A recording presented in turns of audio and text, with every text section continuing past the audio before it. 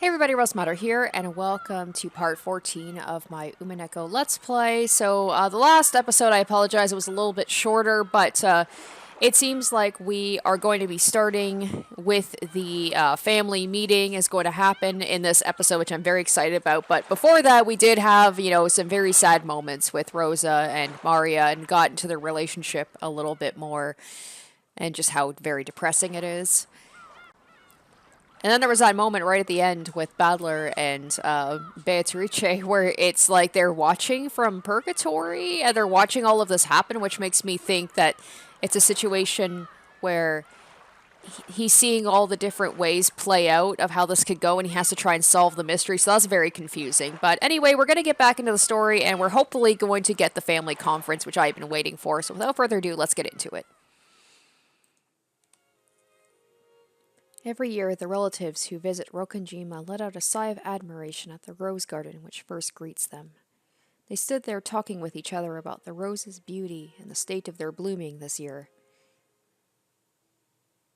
There was a single unhealthy rose among them, and Maria became overwhelmed with dejection at its state. Okay, so this rose seems to be pretty important because this rose is always, or at least the past two loops, has been here, so,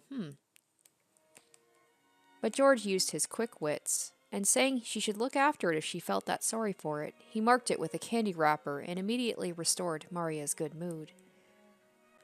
And once Badler, with whom she'd been getting along well with all morning, raised the subject of Halloween that Maria loved so much, she began playing around energetically again.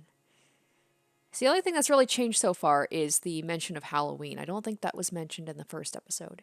To Maria, those marshmallow jack-o'-lantern candies that her mother had bought for her were probably a treasure greater than any other. It seemed that several of them had been bought for her, and she demanded trick-or-treat from every person she met, giving them candy instead of the other way around. マリアはどうしてこんなにハロウィンが好きなんだろうな。日本人には一つ馴染みにくいイベントだと思ってたんだが。仮装行列で練り歩く子供のお祭りだからじゃねえのか。普段と違う格好をしてはしゃぎ合うってのは楽しいぜ。多分僕はもう少しディープな理由によるものだと思うな。何しろ魔女のマリアちゃんだからね。そういや、飛行場でもマリアは仮装するなら魔女になりたいって言っていたっけ。マリアって魔女が好きなんだ。I feel like the whole thing with the witch talk is like Umineko's version of the Watanagashi festival. It's like this is the thing that we have to repeat each episode and like reintroduce Battler to is the whole idea of the witches. ええ、大好きよ。困ったくらいに。まあまあ、あのくらいの年頃はファンタジックな存在に憧れるもんですから。せめてテレビアニメのヒロインに憧れるくらいなら可愛いんだけど。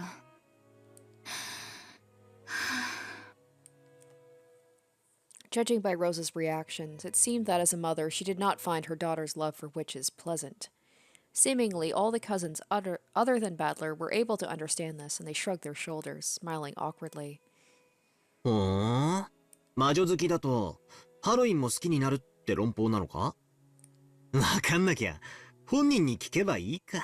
Rosa's like, you don't want to do that. Not if you don't want the next 20 minutes of her just being talking about witches. おい、マリア、ハロウィンと魔女って何か関係あるのか。As Badler asked that, George and Jessica let out a small noise. They're like, oh, what have you done? What have you done? It seemed they were too late. It almost looked as though Maria had been waiting for that question. And she's got her notebook, right? She's probably going to pull her notebook out and be like, let me tell you about the history of witches. After looking happy for an instant, her expression turned a little mean, as if to say, you don't know anything, do you? It was the expression of an enthusiast who has been enraged by the ignorant statement of an outsider with a wrong impression. Oh, we're gonna get creepy Maria, maybe, very quick. That face was like her little smug face, but I'm like, when are we gonna get creepy Maria? ケルト人は1年間を通じてその勢いを変える太陽は1年を通して生まれ、育ち、老いて死んで、そして再び蘇ると考えていたの。納得だな。春のか弱いポカポカした太陽がどんどん成長して暑いくらいになり、次第に痩せ衰えていく様をなるほど太陽の一生と考えるのもうなずけるぜ。だから彼らは10月の最後に太陽は死に、死の国で体を休めて冬至の日に再び蘇ると考えたの。それで太陽が1年の生涯を終えて死ぬその日を大晦日サビンと呼んでお祝いしたの。再び日照時間が長くなりだす冬至の日を太陽の復活の日とする考え方はとても面白いよね。古代の人々がいかに太陽を神聖視していたかがわかるエピソードだよ。なるほどな。ほんでそれが魔女とどう関係があるんだ？ It seemed that my casual urging forward had slightly infuriated Maria. She glared at me with eyes that told me to let her explain without interrupting. Maria looked like she was having fun telling me, so I decided not to interrupt. 10月と11月の狭間は生と死が最も近くなる。ケルト人たちはこの時期に聖者の世界と死者やこの世ならざる者の世界が最も近づき、異界の住人たちがたくさん訪れると信じてたの。See, when she talks like this is not me thinking that she's being possessed. This is just me being like, okay, she has a very specific interest, and she studied a lot on it, so she knows a lot of information about it, so she's confident. Whereas, like, her usual speaking is very childlike and a little bit stilted, but with this, it's because she's so inundated into this information. She's very, like, knowledgeable about it, so she speaks confidently. 日本でいうお盆みたいなものだよ。 Not like creepy Maria that I'm sure will pop up later. Oh, but she's doing the laugh. I was just about to say, she's not doing the laugh at least. At the time, the people believed that the souls returning to the physical world would go into people's houses or possess people to do bad things. So in order to avoid harm for them, or from them, the people invented protective rituals. One of those was to imitate creepy monsters and scare the souls instead, which was apparently a way to avoid being possessed. その部分がお祭りになっていって仮装行列になってったんだな。マリアは本当に物知りだぜ。ほんまやな。わしもハロウィンに備えな言われがあるなんて知らんかったわ。しかしそれのどこにお菓子をくれなきゃいたずらしちゃうぞってのが出てくるんだ？ Her knowledge was so extensive that the adults had started listening in too at some point. Maria, who was normally always treated like the youngest, puffed out her chest in pride. Rosa tried to say this was just a kid's story and that she wanted to quickly break up the circle and set the luggage down in the guest house. But nobody else agreed, and she let out a heavy sigh. Well, when you only have to deal with Maria once a year, I can understand why it's like in small doses she's like, oh, this is cute, and look at her, she's so knowledgeable and stuff. But like Rosa's got to deal with that every day of her life, and she's just like, oh my goodness. トリックオアトリートは単なるお遊び。本来のケルト人たちの儀式とは何の関係もない。それは後にキリスト教の習慣が混合してできたものなの。でもマリアは本来のハロウィンの姿とはそうあるべきだと思うの。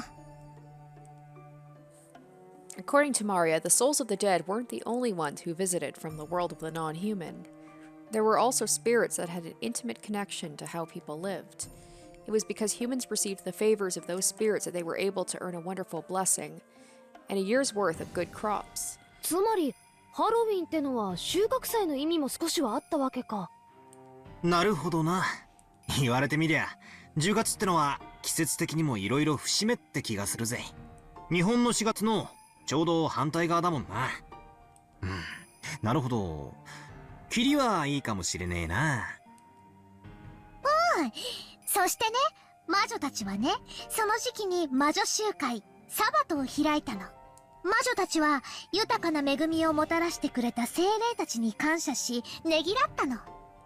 ハロウィンの仮装は向こうから来る客人たちの模倣。つまり彼らにお菓子を施すのは一年の収穫への感謝の気持ちがあってもいいわけだね。ジョージお兄ちゃんの言う通り。つまりハロウィンはこの世とあの世の交流のある時期ってわけなんだな。それでつまり魔女たちにとってはそういう世界の客人たちと交流できる大切な機会だったと。And how perfect is it that the family meeting happens in October, right? It's just, that can't have been coincidence. そう言いたいわけか I know they say it's for other reasons too. It's because of like, they mention it, I believe, in like the beginning of the episode. There's a reason they have it in October, but also the fact that it's the Witches Month. I mean, come on now. バトラの言う通りだからね魔女たちや悪魔たちの力が最も活発で盛んになるのが10月なのきっとベアトリーチェも来てくれるそしてね一緒にマシュマロお菓子食べてマリアも黄金鏡に連れてってもらうの一緒に魔法のお歌を歌って魔法の呪文を習って魔法陣の書き方を習うのそしてねルーンの秘密を習って早く早くマリアを立派な魔女にしてもらうのOh. あらあら、それは素敵ね。 Oh, Ava, what are you gonna say? Something snarky? 子供は夢があるのが一番よ。ところでローザ、マリアちゃんは今年でいくつになったんだったかしら？ God, Ava, everything she says is just like just like undercutting with something snarky. And she's just being like, oh, Rosa, you poor younger sister, you don't know how to raise your daughter properly because, you don't have your husband there. And look at how silly she is at, 9 years old? マリア、もうそのお話は終わりにしなさい。気にしないでローザさん。女の子なら誰だって一度は思い描く夢じゃない。ありがとうございます。でももうマリアはそういう年を卒業していますので。こら、やめなさいと言ってるでしょ。I like Kyrie. I hope we get to learn more about Kyrie. She seems like she's got a good head on her shoulders, but she's still, like, playful, but not in a nasty way like Ava.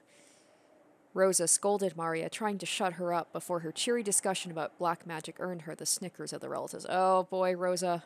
What are you gonna do, Rosa? Don't snap at her. I feel like she's going to. へえ Because Maria's all wound up now. She's not gonna stop. そいつはなんだかスケールのでかい話だなところでベアトリーチェって誰だっけなんだっけ聞いた名前だな Badler had been gone for 6 years and had completely forgotten about the legend of the Rokanjima witch. However, when he said that he didn't know Beatrice's name, Maria's mood, which had been so bright until just now, became sour in an instant. You know when the music stops, shit's about to go down. When he saw that, Badler immediately remembered it was the name of the witch of this island, but the damage had been done. Until Maria's mood improved, many mysterious and fabulous episodes regarding the Golden Witch were drilled into his brain. I'm glad they're skipping over it. I appreciate the fact that they're not making us have to listen to it again. ありがとうね、バトラ君。お話に付き合ってくれて。Oh damn, look at her one eye. She's like twitching. カノン君、お仕事があるんでしょ？もう行ってちょうだい。ゴーダさん、みんなとりあえず荷物を置きたがってると思うの。悪いんだけど、みんなをゲストハウスへ案内してくれるかしら。かしこまりました。それでは皆様、ゲストハウスへご案内いたします。それでは失礼いたします。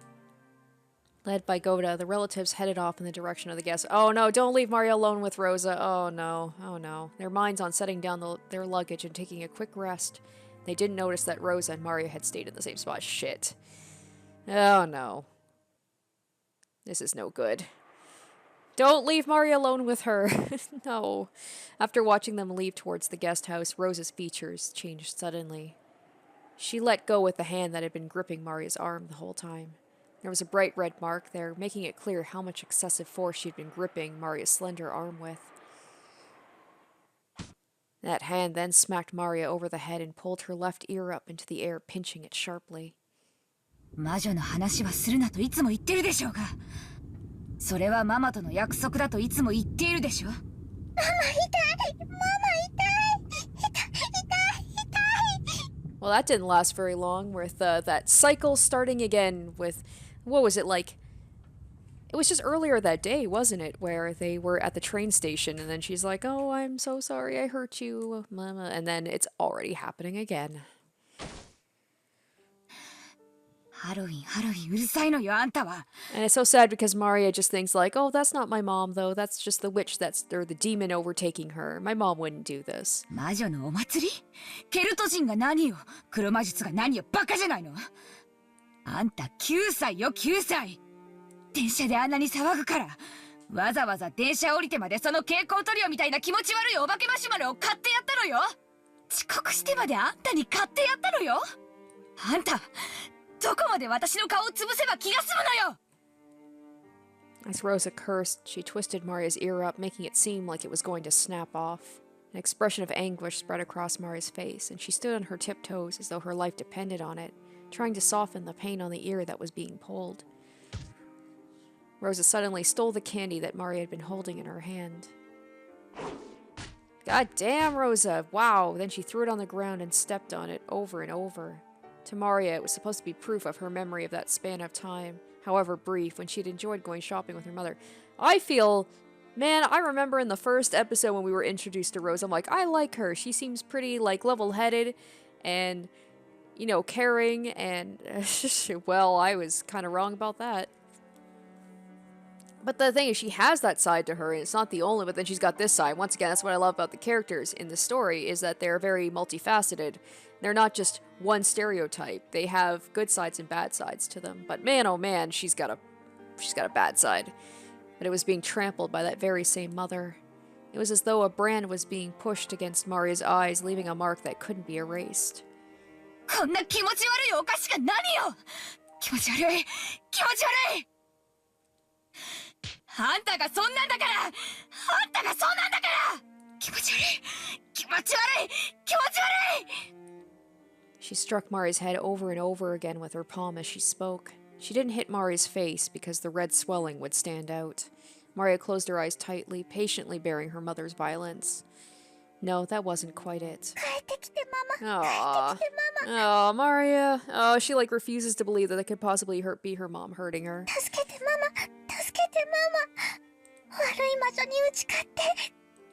She kept bearing it, muttering that over and over. だからその魔女ってのをやめろっつってんのよ。この Rosa's shoulders shook as she breathed, tired from hitting. Maria grasped her hands together, withstanding it, hoping her mother would come back quickly. God, it's so fucking sad. 早く帰ってきて。マリアを助けてよ、ママ。悪い魔女をやっつけてよ。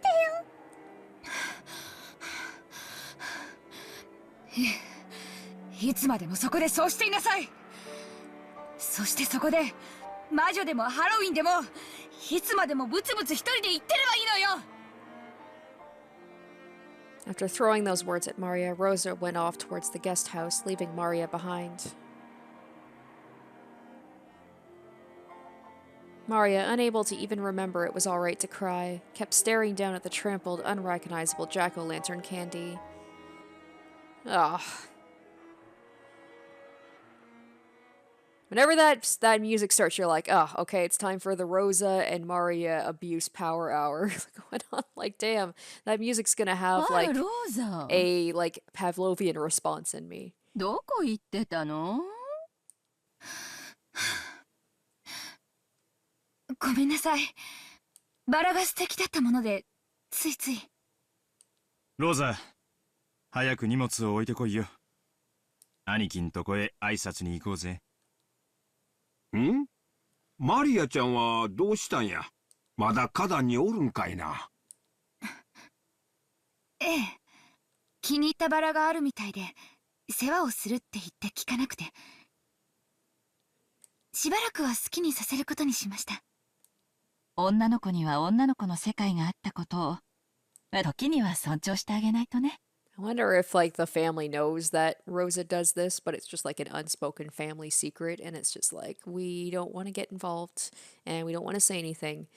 But Battler, and I love him for that, like, he's not afraid to, maybe it's because, like, he's been away for 6 years, and so he feels a little bit, like, outside of the group, so he's not afraid to say anything, but I feel like he's got a sense of justice, and he would say something But he doesn't let the awkwardness get in the way. He's like, he doesn't care that it's family. He's like, I see something happening that I don't agree with. I'm going to say something. そうね。お気遣いをありがとう、キリエ姉さん。ゴーダさん、私たちの部屋はどこ？ご案内いたします。こちらでございます。お荷物をお持ちいたしましょう。結構よ。自分で持てます。ありがとう。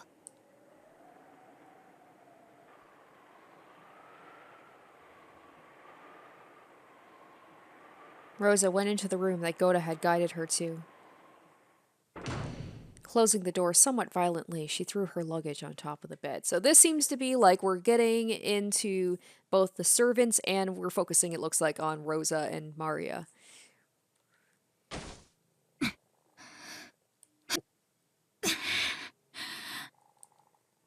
She got down on her knees in front of the bed and buried her face in it. For a while, Rosa made as if to shred the sheets with her fingernail, sobbing continually.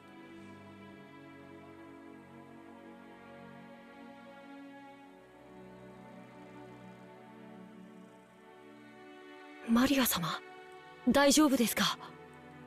Canon, who had been hiding behind a thicket, appeared after watching Rosa leave. Oh shit, Canon. Canon knows what's up.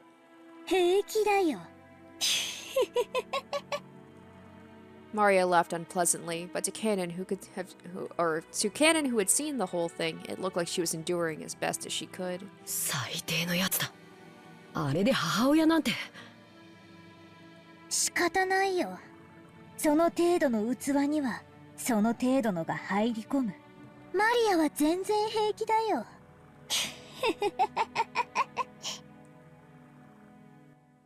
Now it seems more like she uses this other side of her as like a coping mechanism. To be like, I'm not just a little girl, I'm a strong witch. Canon got down on his knees and picked up the trampled candy. It was tragic just looking at it.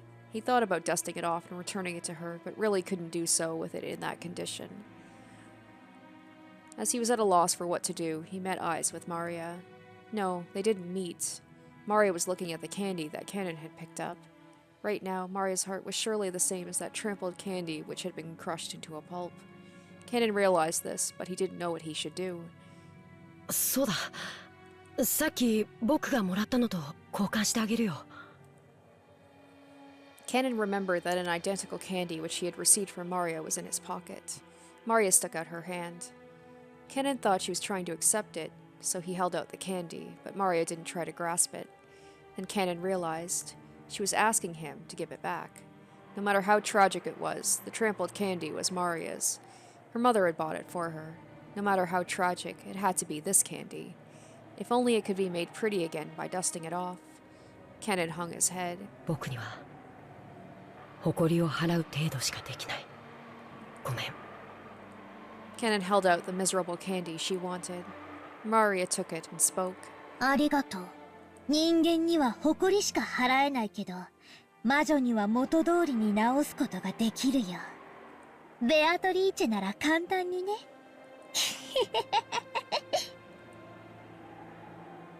マリア様はベアトリーチェ様のことをご存知なのですか?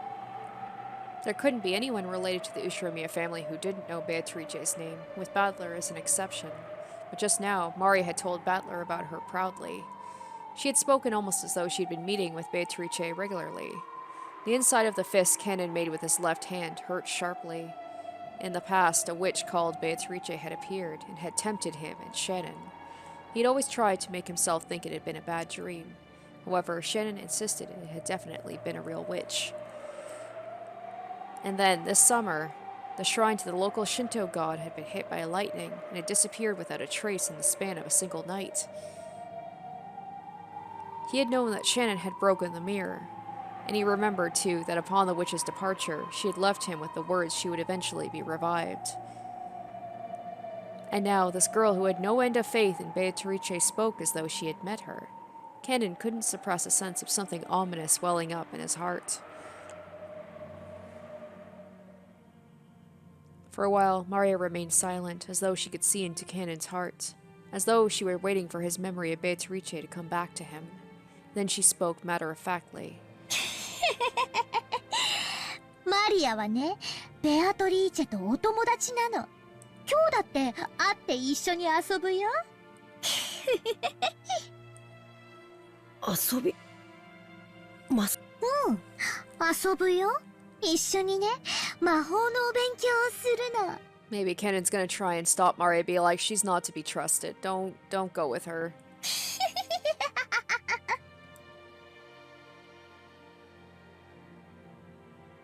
The face of the witch, who Kenan had tried to pretend was a bad dream, began to slowly creep into the back of his mind.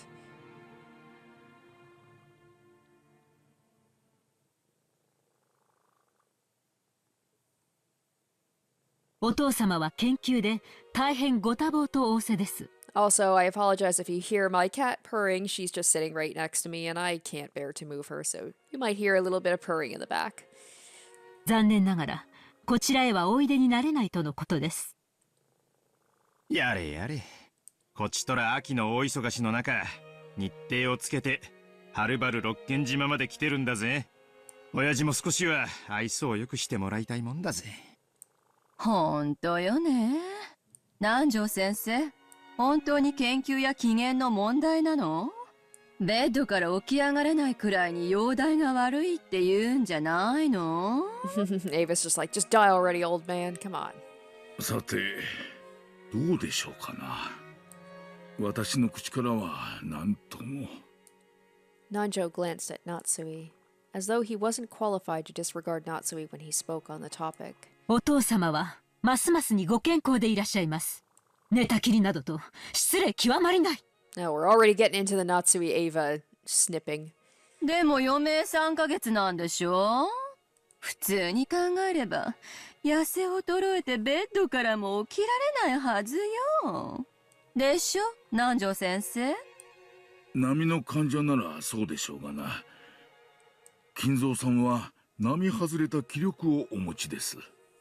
あの気迫にお迎えも恐れて近寄れないのかもしれませんな。I know part of it is Kinzo like wanting to survive long enough to, have the ritual happen and see Beatrice, but I almost feel like he's just out of sheer stubbornness and willpower, he just wants to like defy his kids who he knows are like just after his money and be like, fuck you guys, I'm gonna survive so you can't get my money.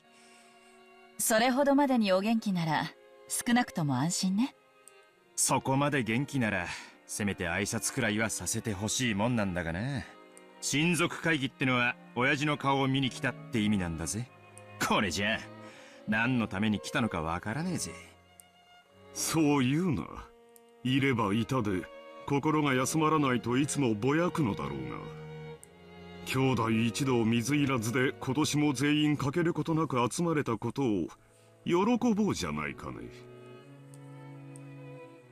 昨年の親族会議でも会えなかったのよ。血を分けた子供たちが2年ぶりに挨拶したいというのがどうして理解してもらえないのかしら。挨拶の言葉があるのでしたら私どもがお伝えします。それともエヴァさん、何かお父様にお会いして挨拶以上のお話でもあられるのですか？いやね、何の話よもう。予算かエヴァ。夏井さん、堪忍な。エヴァも娘としてお父さんの病状が不安なだけなんや。ちょいと気持ちを汲み取ってな。Poor Hideyoshi always having to play the peacemaker. その通りだな。エヴァは親父殿が余命を宣告されてから急に親孝行をするようになったじゃないか。なるほど。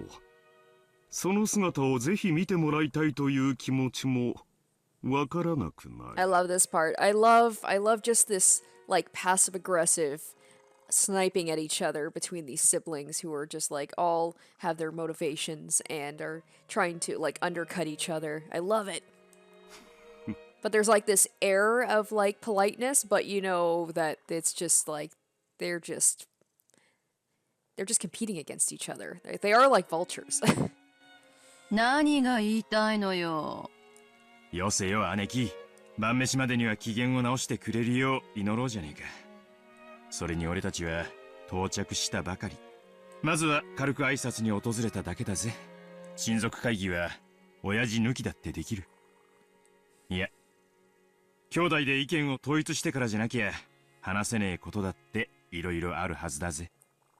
な、秀吉兄さん。そうや、ルドルフ君の言う通りや。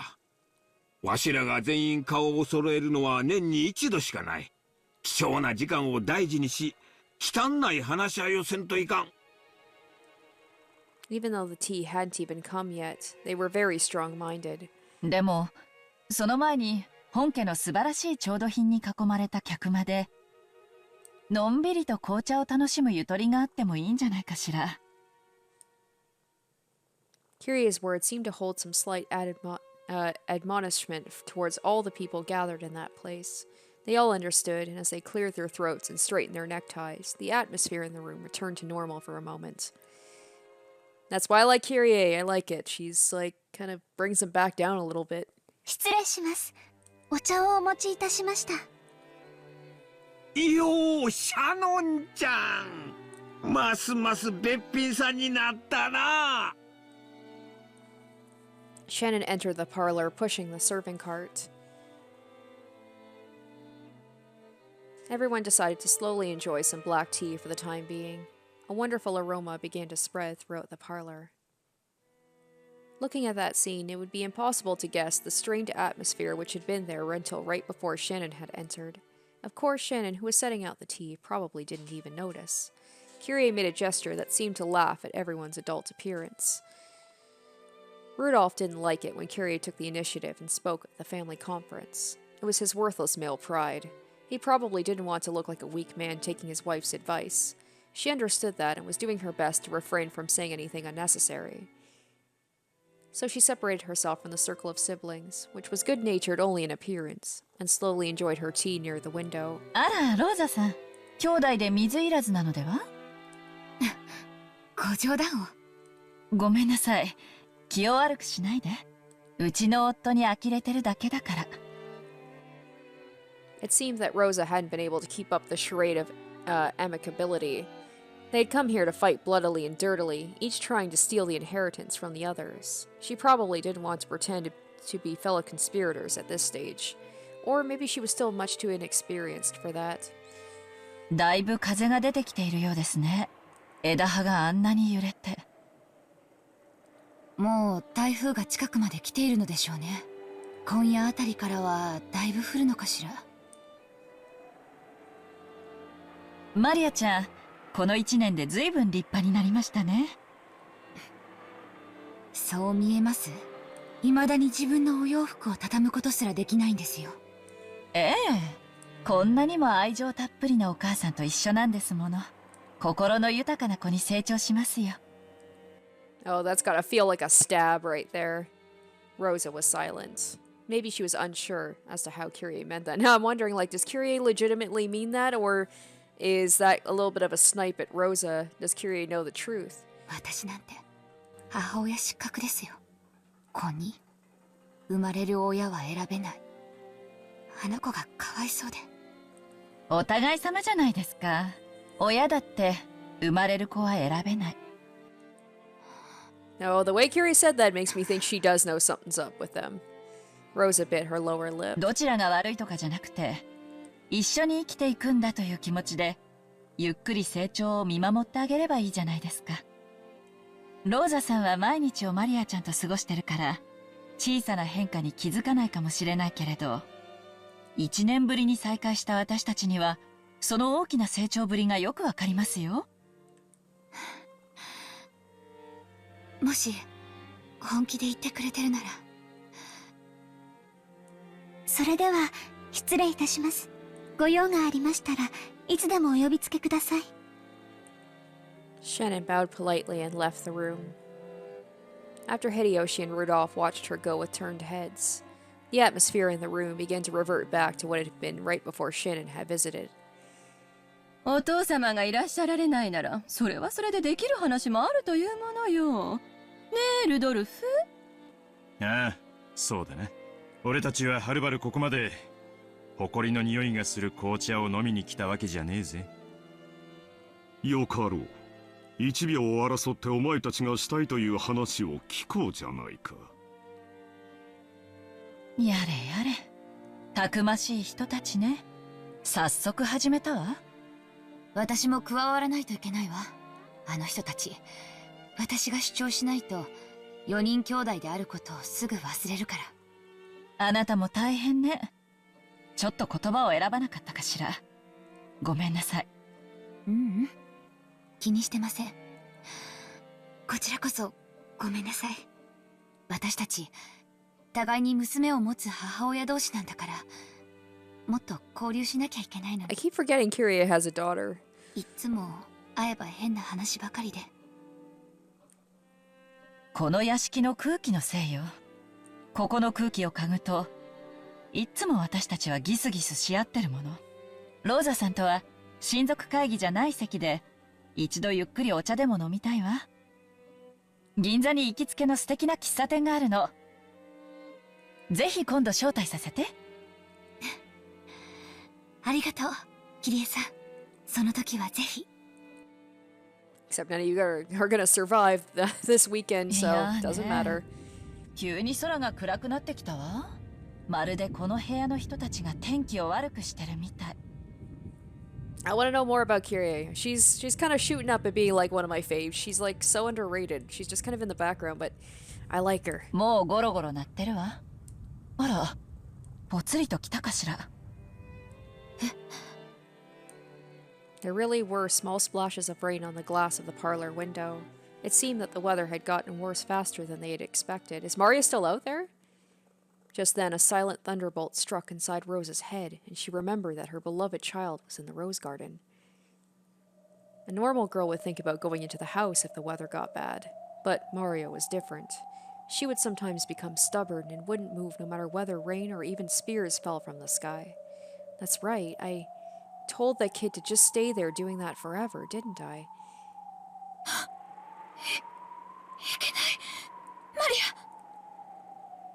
At the small explanation, everyone turned to look at Rosa. なんだ、どうしたんだね。ごめんなさい。ちょっと表に行ってきます。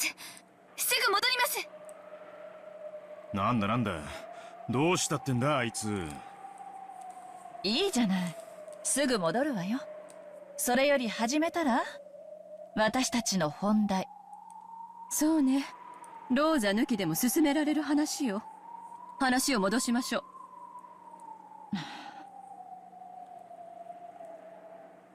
Rosa dashed from the entrance hall into the rose garden. So we do have some similarities going on. So Maria, she finds that wilted rose. She stays outside in the rain. So I'm wondering, okay, so they talked about like who gave her the umbrella in the first episode, or yeah. So I guess if we're going by like the same logic, the most likely person would probably be Cano. Oh no, except he was in the guest house in the first one. So I wonder if that's going to happen again, where she got the umbrella, and then we got to try and figure out like who could that have been.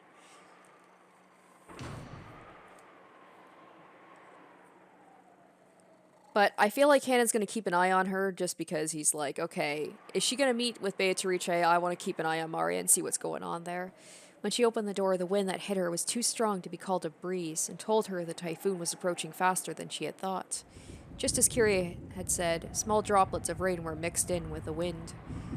There was also the low rumble of thunder. It could start raining any time. Rosa headed for the rose garden. She headed for the place where she had scolded Maria a short while ago. It was almost lunchtime. The children had been told they could just come to the mansion at lunchtime, so they were probably in the guest house waiting to be called. Even if Maria didn't come, they would surely think I had taken her to the mansion with me and wouldn't worry much. After all, she was with her mother, so there shouldn't have been anything to worry about. Except I was here, and had thrown my daughter into the worsening weather outside all alone. Maria! いるなら返事をして! It really was as I thought. She was standing stock still, exactly the same way she had been in the place where I had scolded her. Held in her hand was the candy I had bought, given her, and then stepped on and crushed. With that gripped in her hand, she had been standing there as the strong wind whipped her hair about, tormenting her. And this is what happened last time. Except before, it was her talking about the rose when Maria couldn't find the rose. So, certain things do happen, but for different reasons. This time it was about the candy, before it was about the rose.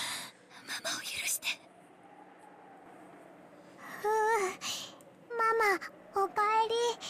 マリア、ママが帰ってくるのずっと待ってた。怖い魔女につねられたけど、我慢してママが帰ってくるの泣かずに待ってた。マ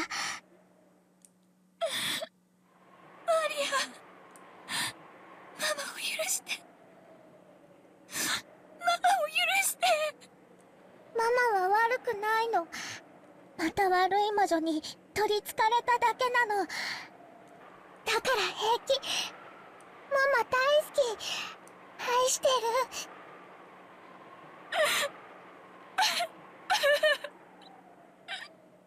ごめんなさい。ごめんなさい。悪い魔女に負けた。ママを許して。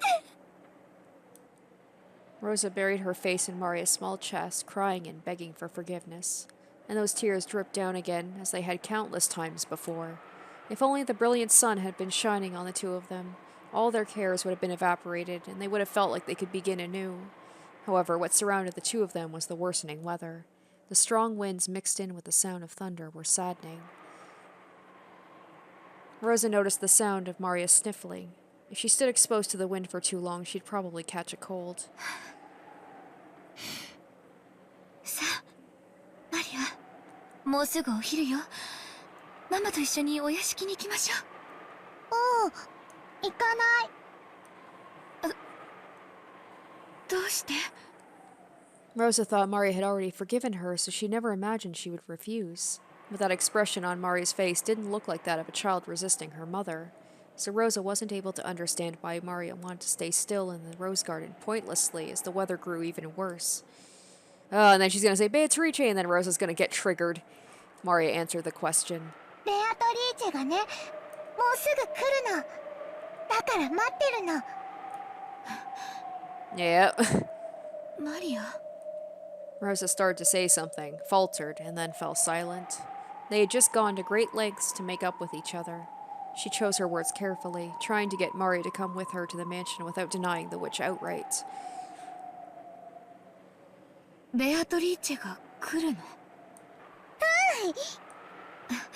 そう。なら、ここじゃなくて、お屋敷の中で待ちましょう。いつまでもこんな風の中にいたら、風邪をひいてしまうわ。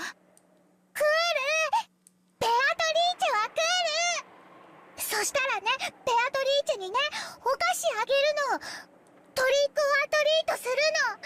ジャック・オーランタンのマシュマロお菓子あげて、ハッピーハロウィンって言うの。Maria pulled yet another sweet out of her handbag, moaning, "Ooh, ooh." Rosa was bewildered, not knowing what to do as Maria started being difficult again. Uh-oh. Just then, there was a sudden and massive roar of thunder. It was probably a sign that indicated this island had become closed off by the storm and detached from common sense and reality. Therefore, as of this moment, all common sense would no doubt be useless. Alright, game, what are you telling me? Straight up, being like, this is when everything changes. The wind blew even stronger, and in the middle of a blizzard of scattered rose petals, a figure appeared, leaving Rosa momentarily unable to imagine that this was a scene from reality. Oh shit. No, probably it was. It had to be fantastical. Because that figure was shaped like... Oh shit, she can... What? What? Wait. What?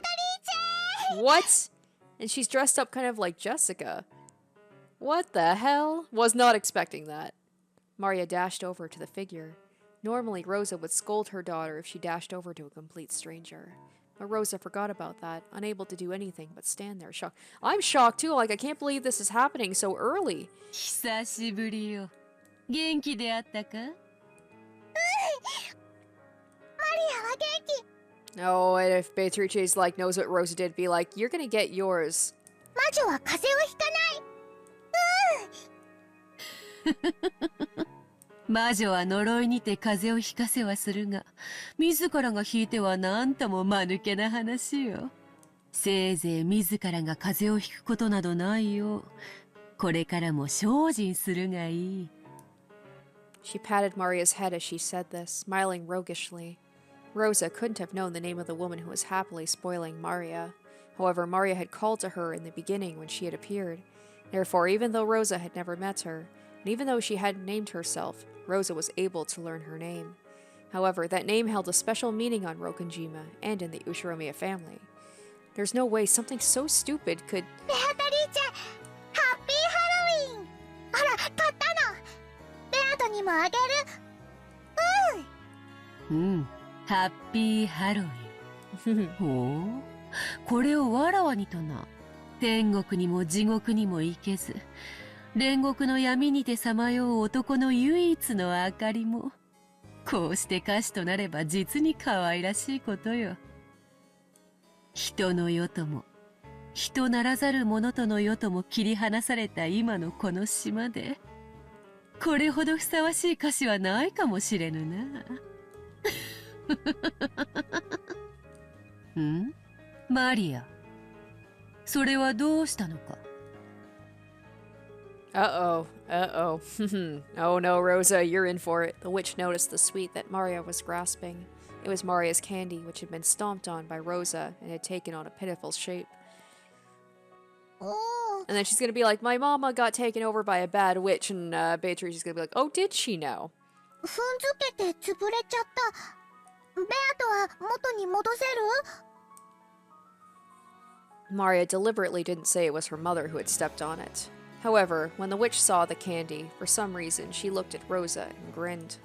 A chill went down Rosa's spine as though she felt that this gaze could see through every part of her. たやすいことよ。貸すがよい。Maria held out the candy gleefully. Rosa could do nothing but watch this unfold, stunned. I'm still like, what? What do I make of this? I was so adamant. And I'm like, no, Beatrice is not real. Well, how do I explain this? How could this person gloss over the fact that the candy was pitifully trampled in a way that could satisfy Maria? Because I could definitely see Rosa would not believe in Beatrice, and yet she's seeing this. Maria looked as though she believed it could be fixed as good as new. There was no way it could be done without real magic. これは見事に潰れているな。さあさあマリア、目を閉じて思い出してごらんなさい。本当はあんなにも素敵なお菓子だったから、思い出の中のお菓子はいつもふっくら。だからあなたも思い出してごらんなさい。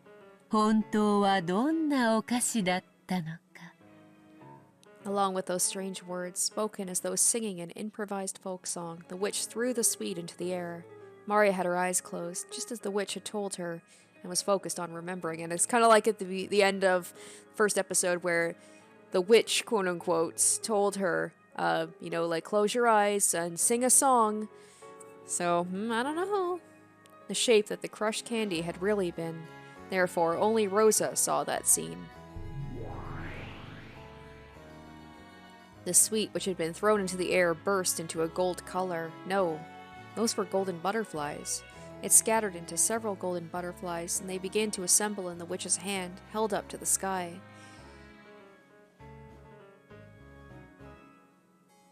And when they had, unbelievably, the candy had returned to its beautiful original form, just like the time it had been bought. Only Rosa and the witch had watched that scene. Unable to understand the event that was occurring right in front of her eyes, Rosa stood with her mouth open, forgetting to shut it. もう目を開けてよいぞ。受け取るがよい。これでそなたの歌詞も元通りだ。ベアトリーチェはいつもすごいすごい。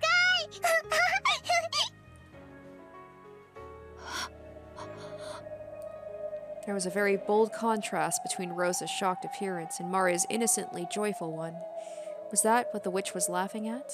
A smile floated to Beatrice's face, different from the one she had shown Maria. わらわの顔がそうまじまじと見られては穴も開こうぞ。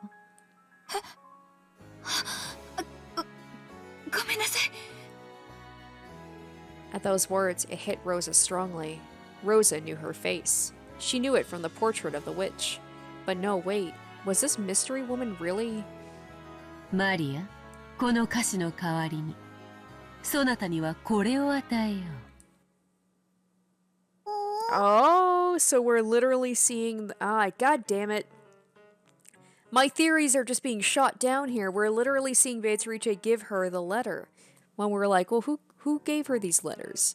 手紙 The witch pulled a western envelope from her pocket and gave it to Maria. However, when Maria was made to open it, the witch stopped her. ならぬ。それを開けるときはすぐに訪れるが、それまで決して開けてはならぬ。大事に持っているがよい。そなたを黄金鏡へ誘う招待状となろう。黄金鏡やっと連れてってくれるんだね大事にしまっておくのだぞ。誰にも見せてはならぬ。守る魔女との約束は絶対に守るそして、これ。Uh-oh. 私 She probably hadn't imagined that the witch would speak to her, too. Rosa was bewildered by the second western envelope which had been thrust before her. She remembered having seen that western envelope before. There could be no mistake. It was Kinzo's special envelope, used when he wrote with his own hand, and bearing the Ushiromiya crest. Moreover, it was sealed with red sealing wax, and further still, it had an imprint which seemed to have been made by the head's ring. In other words, irrespective of what was written inside, this woman, who Maria called Beatrice, was trusted enough that she was in charge of a personal letter from the current Ushiromiya head. 4兄弟の誰でもよかった。だが、ここでそなたと出会ったということは、interesting. 金蔵のルーレットがそなたを選んだということなのだろう。ならば受け取るがよい。そしてその中身を、全兄弟の揃う晩餐の席上で読み上げよ。This is interesting, whereas Maria, I think, was the one who got all the letters beforehand. Except there was the letter that was placed at Kinzo's desk, and we don't know for sure who had that letter, so maybe it was someone else who was chosen by the roulette. I guessed it was Mari who had all the letters, but I could be mistaken. So maybe Natsui, even though she's not a true sibling, maybe she was the one who had it this time. And who's to say it even has to be the siblings or, like, the wife or husband of a sibling? It could have been one of the servants. Rosa looked back and forth several times between the witch's face and the envelope she had been handed. Today was the family conference, and the biggest object of discussion was the inheritance problem. So she had joined together with Ava and Rudolph, and they had planned to force certain conditions upon Kraus to try and extort a prompt payment of several 100 million yen out of him. It was as if the witch could see through all of that. And when all the siblings are gathered, what is she planning on announcing to us? With a personal envelope that no one but the Ushiromiya head can use. マリア、天気が崩れるぞ。ゲストハウスへ戻り、昼を待つがよい。それではローザ、後ほど会おう。その席で改めて。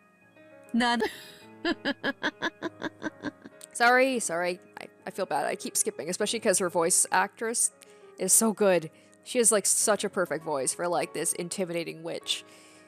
The witch turned her back to her, laughing, and headed off towards the mansion with an air of composure. Maria saw her off with an energetic reply, then dashed off towards the guest house, leaving Rosa where she was, as though she didn't want to waste a second in informing the other cousins of her good fortune at meeting the witch. Ultimately, Rosa was left alone in the rose gardens as the wind grew stronger, unable to do anything except pray that what had happened was just a daydream. Except she has a physical letter, so...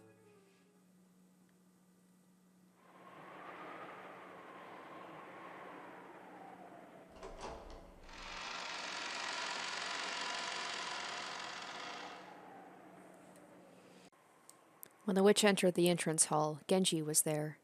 With a respectful bow, Genji welcomed the guest who approached from the entrance hall. This is so strange. They're acting like this is normal. Genji doesn't seem like the type to really be shaken by much, but still, like, what? Oh man, the first chapter, it was so Like she was just behind the scenes. You didn't really see her. At this, it's just she's full on like she's there and people can see her and people are acknowledging her and this is really weird. Beatrice 様。Oh, we have, hold up.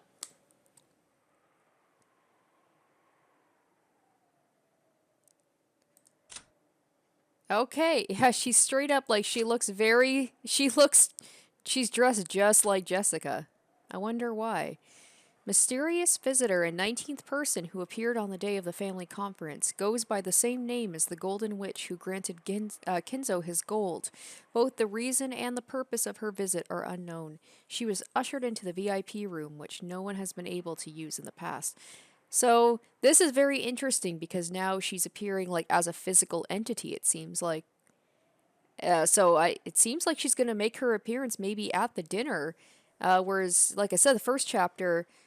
there were whispers of her. A couple of characters claimed to have seen her, but this one, she's like at the forefront, which is making me question everything.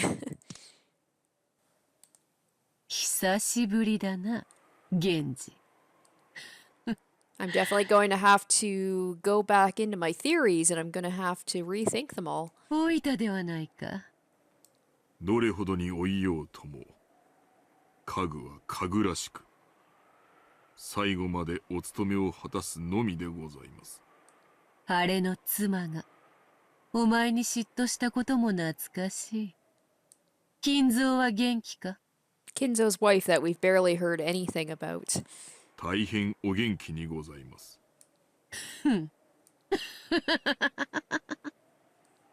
The witch's laugh was probably because she knew that Kinzo's own doctor had told him he would not live much longer.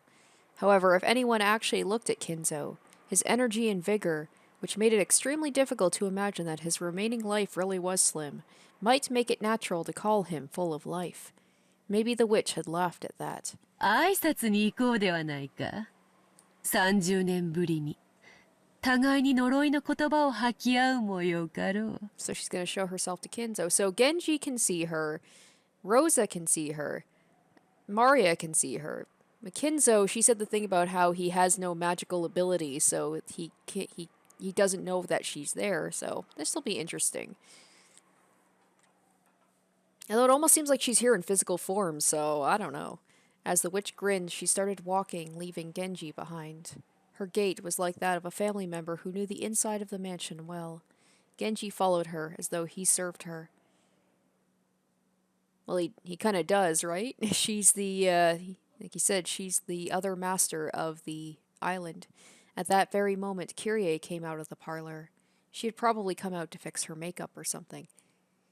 And when she saw Genji following the witch, she was surprised, although her expression did not change. So they can all see her, so she's taken physical form. So maybe because Shannon broke that, broke the mirror, she has enough, I guess, like, her magical power came back enough for her to be able to appear physically rather than just in other forms? Question mark? I'm so confused. There was a visitor for Kinzo, whose remaining life was not long, on the day of the family conference when the fate of the inheritance was to be decided. And furthermore, this person was well enough acquainted with the Ushiromiya family that Genji was following behind her. Kyrie immediately realized that this person, who she had never met before, was someone deeply important.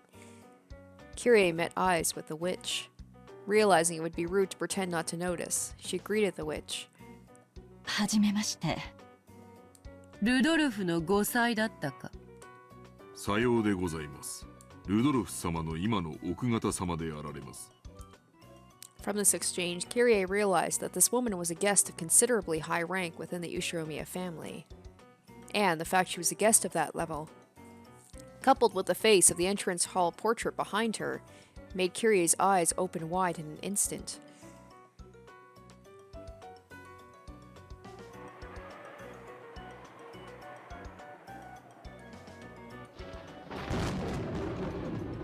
Oh, okay. Has it changed? It's been updated now. It's showing her present form? Weird. はじめまして。キリエと申します。初対面でしょうか。もし以前に挨拶をしていたなら、名前を忘れてしまって申し訳ございません。うすうすは想像がついているくせに、わらわにあえて名乗らそうというのか。Kyrie had thought she had given her a sociably and humble greeting. Her expression grew slightly cloudy at that openly oppressive response. It didn't seem like this was a person she could grow to like. But if Kyrie's imagination was correct, this witch likely held a huge key to what her own husband was most interested in, and one that stood a great chance of influencing tonight's family conference. So everybody's gonna try and get on her good side. So she did not shoot back a retort, and could only watch in silence as the woman went up the stairs to the second floor, with Genji following behind.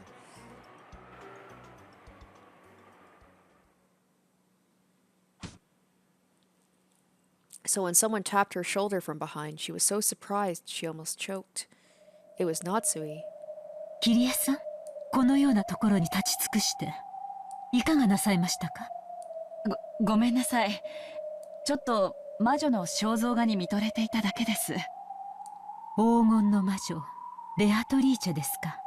今日の後宮家の復興は、彼女が授けた黄金がなければ成し遂げられなかったとか。お父様らしい幻想的なお話ですね。Natsui spoke of her in her usual way. She spoke from the position that the idea of a witch was just foolish, and that in the end it was nothing more than Kinzo's ramblings. However, for some reason, that no longer felt right to Kyrie. Just now, she herself had seen the Golden Witch come in from the entrance hall and climb up the stairs. So Natsui's choice of words seemed almost like a refusal to accept her existence, or as if she was leading her to think that she did not exist.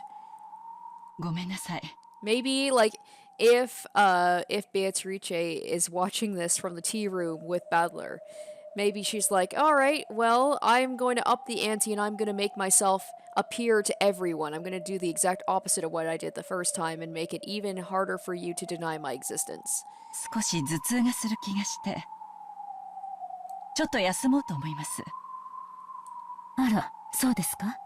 なら、良い頭痛薬がありますよ。用意させましょう。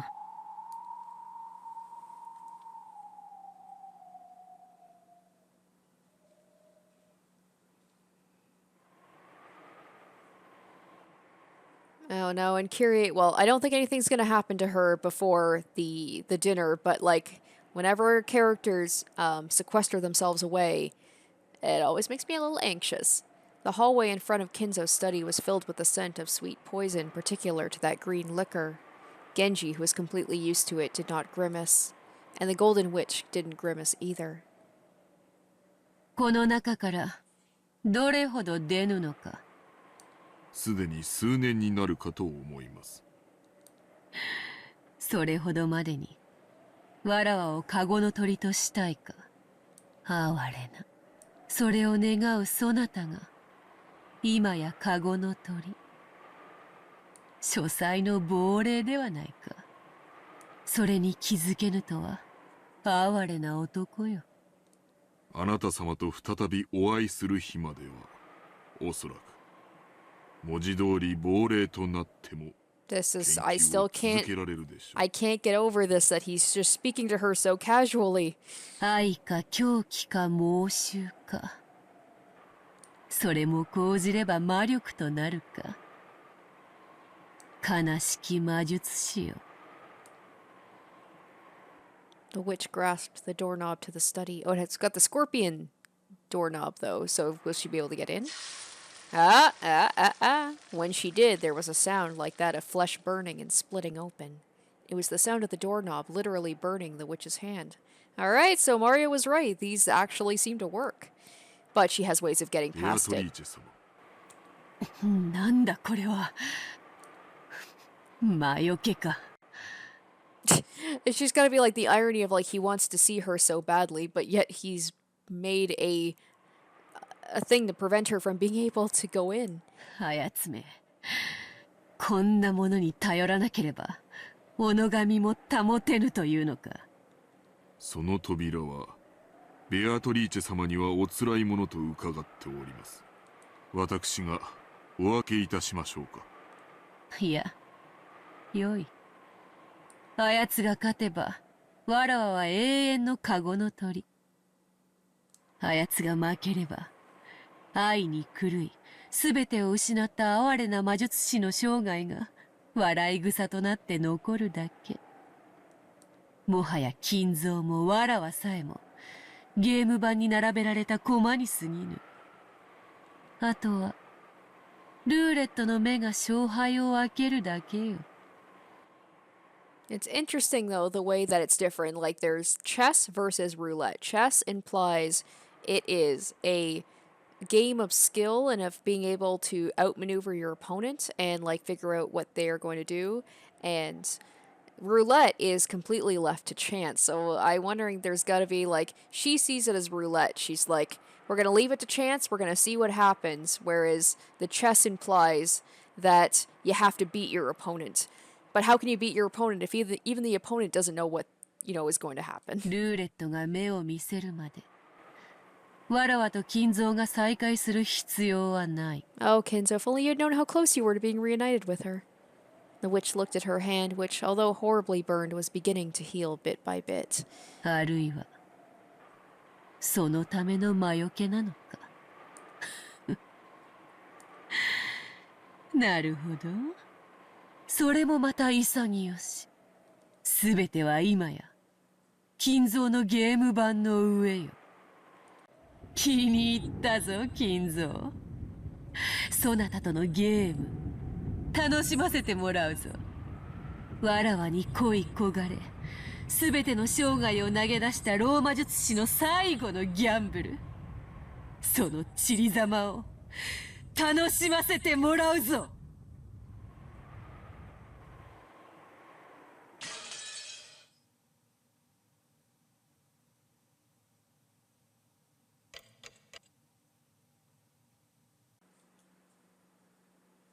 誰か。失礼いたします。昼食をお持ちいたしました。入れ。失礼いたします。And Canon, this must be so weird for Canon because he hates Beatrice and yet he has to serve her.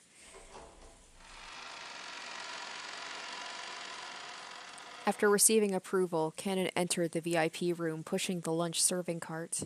The servants called this room the Witch's VIP room. That was because they had been strictly ordered by Kinzo to always keep it clean so it could be used at any time. And yet guests were never allowed into this room, no matter who they are. That's why at some point the servants had started calling it the Witch's VIP room, supposed to be set aside only to welcome the special person Kinzo was waiting for, the witch from the portrait. And today Canon learned that this was entirely correct. When he entered the room, the witch with golden hair was gazing out the window. Outside, the rain had already started to gather strength. I'm trying to look. Does this look like the tea room? It doesn't look like it. As she looked out at the beautiful rose garden which had taken several days' work to make ready for today and saw the winds and rain ravage it. Was she lost in some sentimental feelings? Canon was not able to infer anything more from her back that faced him.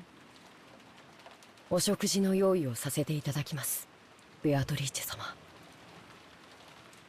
So Canon went out of his way to call out the witch's name because he wanted to make her turn around. He wanted to know. He wanted to know whether the witch who had tempted him and Shannon in the past really had appeared again. When he did, the witch whose name had been called kept her back to him and laughed. Laughed in a subdued voice. Canon was startled. It was almost as though she had read his mind and knew he had called to her out of a desire to make her turn around. 良い匂いだな。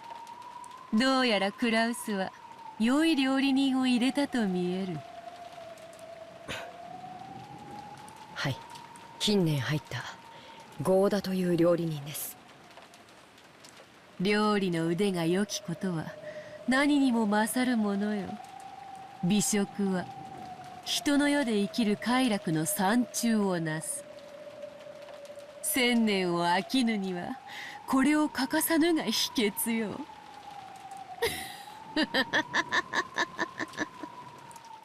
Canon and the witch's eyes met, and she grinned.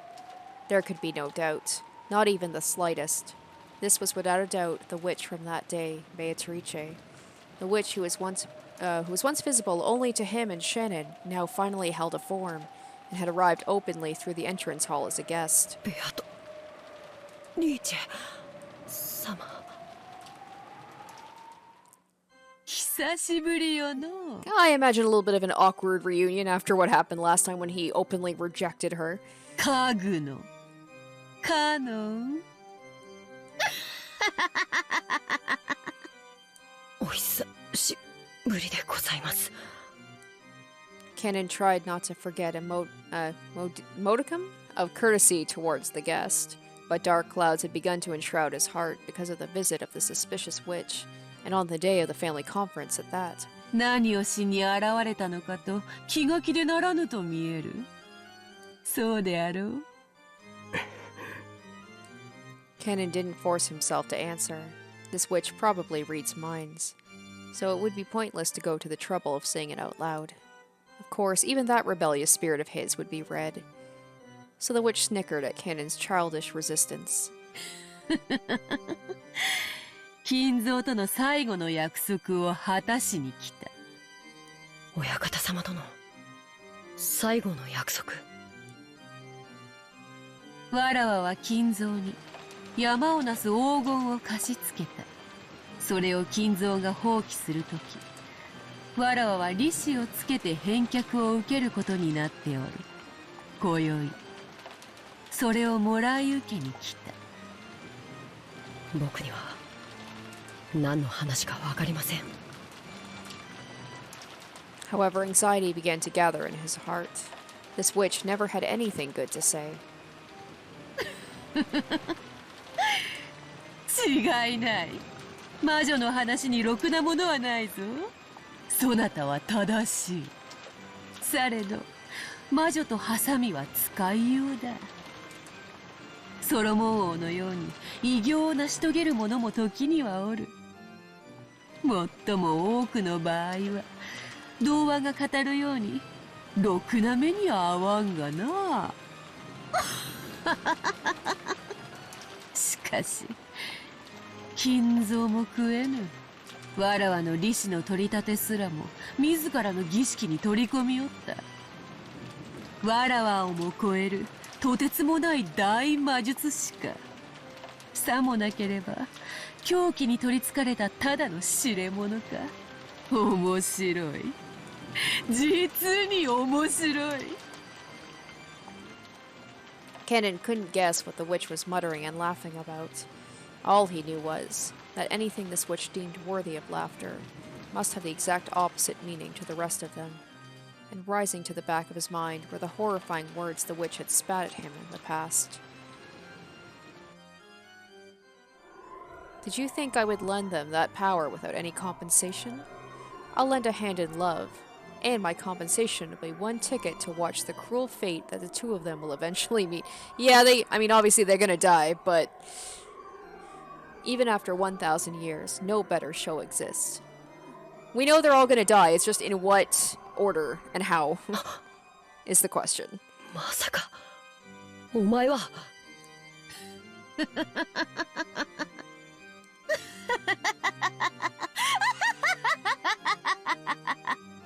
懐かしき故郷を貫く鮎の川、黄金鏡を目指す者よ。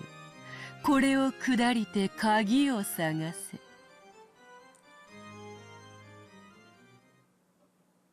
The witch suddenly began to recite a bizarre poem. We gotta figure out what that means exactly.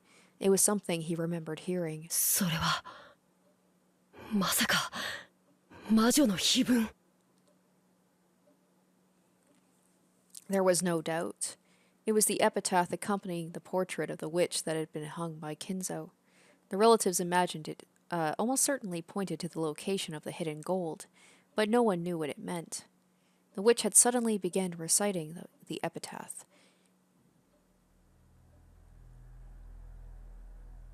カノン、家具である貴様なら金蔵から聞いていよう。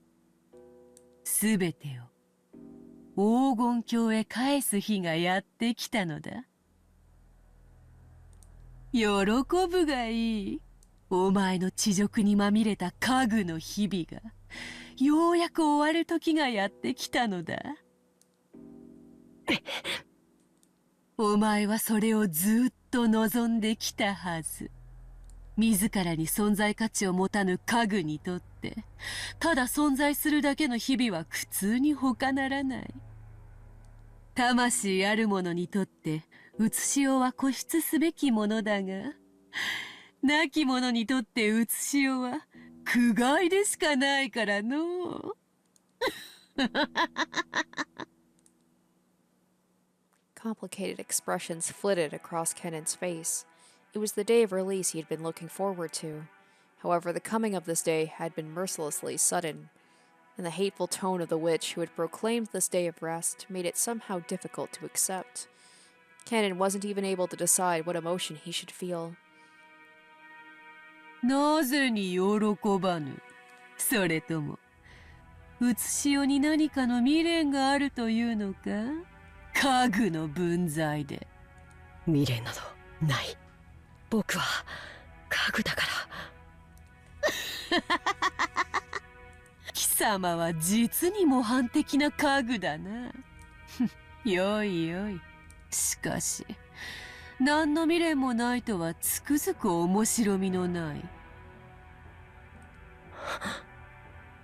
未練こそがお前の快楽だというのか。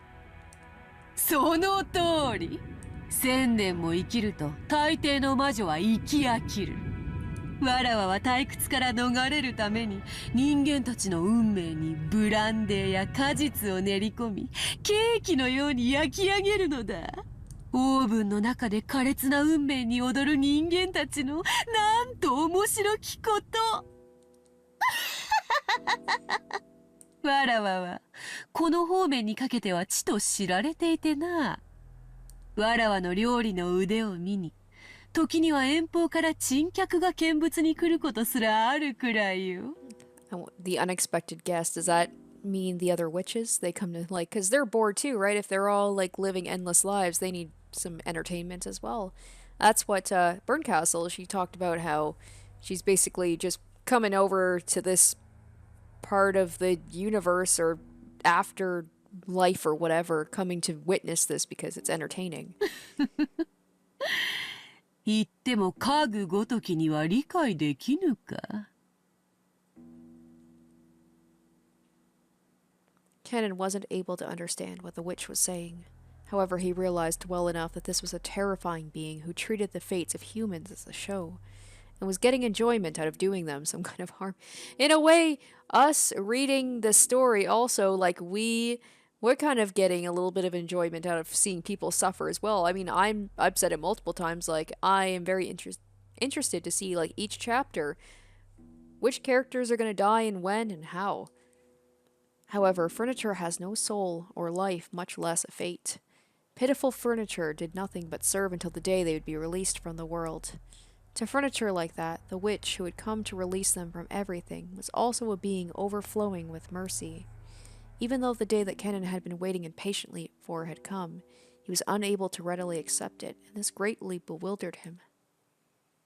Why was that?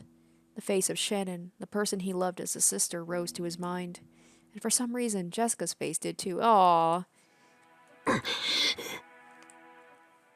Kenan bit his lower lip painfully. Thinking of Jessica was not permitted for furniture. He had been aware of that, and had found fault with Shannon's relationship. So how could he remember Jessica at a time like this? And you know Beatrice picked up on that. He felt a little ashamed by how weak he was. And to forget about Jessica, he turned his thoughts to Shannon. Shannon is also furniture. On the day everything returns to nothing, there was no reason she shouldn't be happy. But Shannon, through her relationship with George, had come to know an emotion that shouldn't be known by furniture. Even though she wasn't qualified to be bound with him, she was still wallowing in a dream she wasn't permitted to have. Could Shannon accept something like this now with open arms? Impossible. Shannon would have lingering regrets. That would probably become a great source of pain and torture for Shannon. And those regrets had been planted by none other than this witch. Why?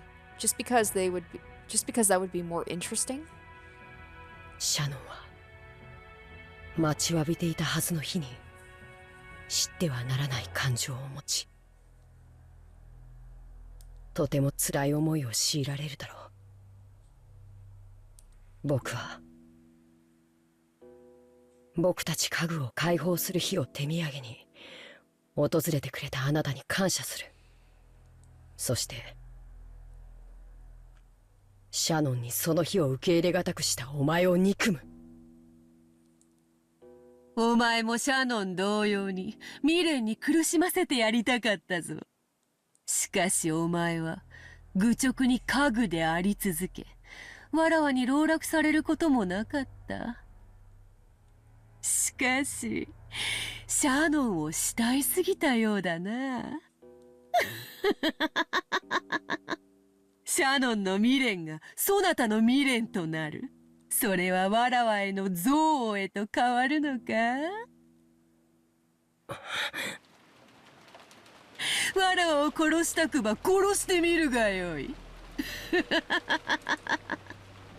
Maybe she must know about what happened the first loop, knowing that Canon did try to kill her. 金蔵の家具ならばその程度の力は持っていよう。Well, maybe, like I said in my theory video, maybe he didn't try to kill her. Maybe he tried to kill himself to defy her and be like, I'm gonna do it myself. I'm not gonna let you kill me. I'm gonna do it myself. But now that, like, if Beatrice is real, I could see Canon, you know, having that anger and actually trying to kill her. しかし、わらわを殺せば、家具どもに安息の日は永遠に訪れぬぞ。そなたにそれが耐えられるのか？ Oh, just that ticking in the background. It's so creepy. わらわによる解放を本当に拒むことができるのか？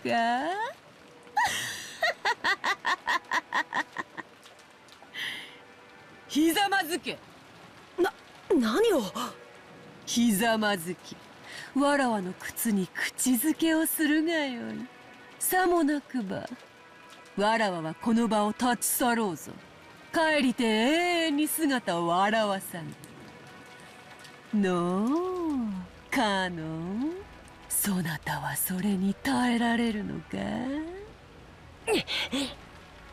黄金鏡の扉が開かれれば、そなたの苦難に満ちた家具の生は終わろう。望むならば、人間としての生を与えてもよい。She won't stop tempting him. さすれば、もはやジェシカとは対等。貴様も知りたいはずだ。恋の味が。隠そうとも知っておるぞ。甘き恋の沼にて溺れるシャノンを見て、そなたは羨ましがっている。恋の味を知りたくてうずうずしておるのよ。やめろ。やめろ。僕を再び籠絡するつもりか。僕はお前を楽しませるためのおもちゃになり果てたりしない。ほう。ならばシャノンで満足するとしよう。まいた種はそなただけではないのでな。時には実を結ばぬ果実もある。鍵を手にせし者は以下に従いて黄金鏡へ旅立つべし。Okay, you who laid hand upon the key. So, like, what is she referring to with the key? 第一の番に鍵の選びし6人を生贄に捧げよ。第二の番に残されし者は寄り添う2人を引き裂け。I'm like, is she talking about a physical key or a metaphorical key? The witch recited the epitaph again. It was so sudden and diverged so strongly from the current topic. However, her challenging smile made it seem almost as though she were using that epitaph as a threat to Canon. わからぬか？この碑文の儀式を成し遂げるには、第二の番に she's talking about Shannon and 寄り添う2人を George. 生贄に捧げねばならぬ。寄り添う2人は誰でもよい。夫婦でもよいし、恋人同士でもよい。誰を選ぶかは儀式のルールにのっとり、わらわが気まぐれに決めてよいことになっている。今のシャノンならこれほどふさわしい第二の番の生贄もないとは思わぬか？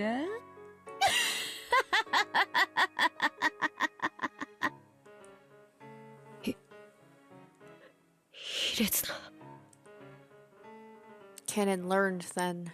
He had thought that he had given up everything and lived until today as furniture, like furniture should. But in reality, that wasn't true. He had loved Shannon too dearly. And so when Shannon was in pain, Canon shared in that. If only Shannon had continued to exist as furniture, living indifferently like Canon, without any attachments to this world, they wouldn't have had to be in so much pain. The witch planned to toy with Shannon, who had learned the taste of love. No, who she had taught the taste of love as she killed her. She would not invite her to the Golden Land as a merciful release, but would make her a sacrifice for that evil ritual after dealing her the limits of torture and pain. And this witch would probably actually make Shannon meet this horrible fate for no other reason than that it would be interesting for her. Furthermore, she was threatening to do that so now she could make Canon, who hadn't submitted to the witch even once until now, finally surrender. It was that simple. In the end, though, he had tried resisting the witch to avoid pleasing her. He'd only made things more interesting for her. After all, he was furniture. No, a toy. They were nothing but toys meant only to distract her from her boredom. どうするカノン。ひざまずけばシャノンを生贄に選ぶことを控えんこともないぞ。お前のような玩具を一度屈服させてみたか。That's why she likes Battler so much. He's the ultimate toy to break. He is the most stubborn of all of them. Like, even literally being in the tea room, he's like, nope, still don't believe in it. Without even a fragment of elegance, the witch sneered at Canon with a vulgar laugh. Yes, even before Canon had made up his mind, she had seen through to his surrender. Canon got down on one knee and chose to genuflect before the witch. He didn't care what happened to himself. However, just the fact that Shannon, who during his days as furniture had given him his only reason to live, was being toyed with, that alone was something he couldn't overlook. Therefore, something like kissing the shoes of the witch was an easy oath for Canon to make. At the time that his quivering lips actually touched the witch's shoe, Beatrice, after allowing a look of ecstasy to rise to her face, let out an ear-splitting laugh. In that moment, the witch, who had tired of 1,000 years of life, was completely filled with the evil emotion that was her only raison d'etre.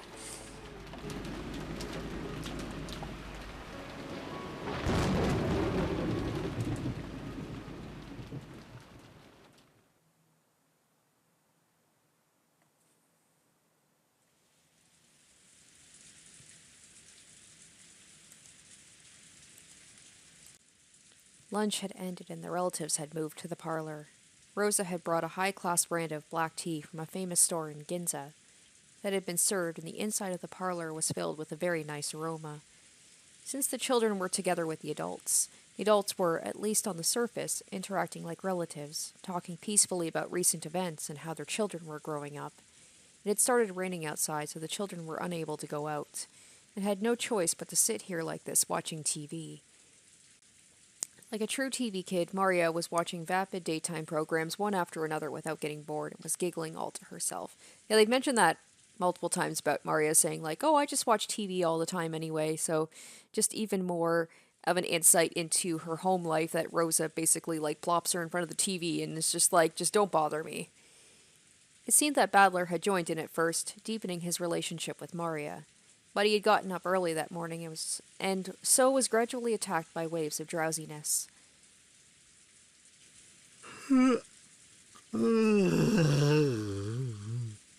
おや、大きなあくびだね。朝がずいぶん早かったんじゃないのかい？ま、そんなとこだよ。緊張が解けて、雨の音を聞いてるうちに眠くなってきちまった。緊張? If I was in the story, I would probably, like, just the sound of the rain puts me to sleep, too. I would be such an easy target. I would probably just be sleeping all the time. I'd be probably just chilling in the guest house, just sleeping, enjoying the sound of the rain, getting murdered. あんだけ態度でかそうにしてて、緊張なんてしてたのかよ。一応、俺なりにはな。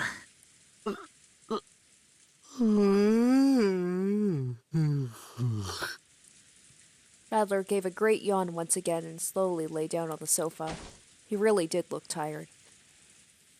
What if he just sleeps through this whole chapter? George and the others had started talking to him, taking his yawns as a sign of boredom. But when they realized he really was sleepy, they decided to let him be. Oh man, people are gonna get murdered while he's sleeping. おやおや、食事の後にすぐ横になるとサバになると申しますよ。I know, he's not gonna get murdered yet. Not yet. It's gonna happen after the dinner. That's how it works. Kumasawa and her, like, she loves to talk about fish a lot, doesn't she? 冗談よせい。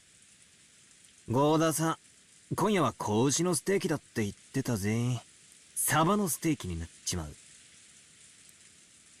熊沢さん、こいつ本当に眠いらしい。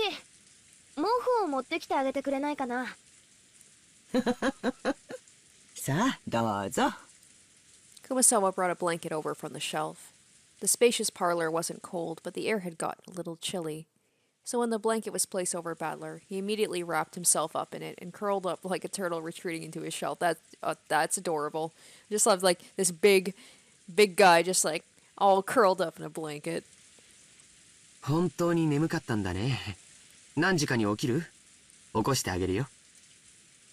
いや、特に希望は。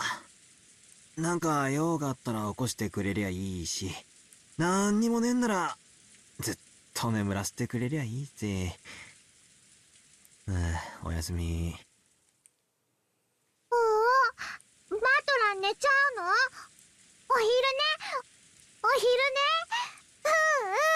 リアもする。こらマリア、バトラは眠いんだから放っておいてあげなきゃ。熊沢さん、もう一枚毛布をもらえるかな。It was doubtful that Maria really wanted to take a nap. She probably just saw Beller wrapped up in the blanket and wanted to do the same. When she received the blanket from Kumasawa, she joyfully wrapped herself in it and set up camp again in front of the TV. せっかく6年ぶりにいた子がみんな揃ったってのによ。こいつ、今回の親族会議の主賓だって自覚全然ねえな。聞こえてるぞ。のんびり昼飯を食って、しかも外は台風で雨。何もすることがねえってことは、つまり、俺の出番じゃねえってことさ。Now they are talking about him being the main guest again. それはどうかな。何も起こらないから何もしないなんて受け身の姿勢じゃ人生は退屈だよ。違うぜ。そういう意味じゃない。なんつうのかな。こういう時、俺はこう思うことにしてる。出番じゃねえんだよ。And then the whole thing, it's not my turn.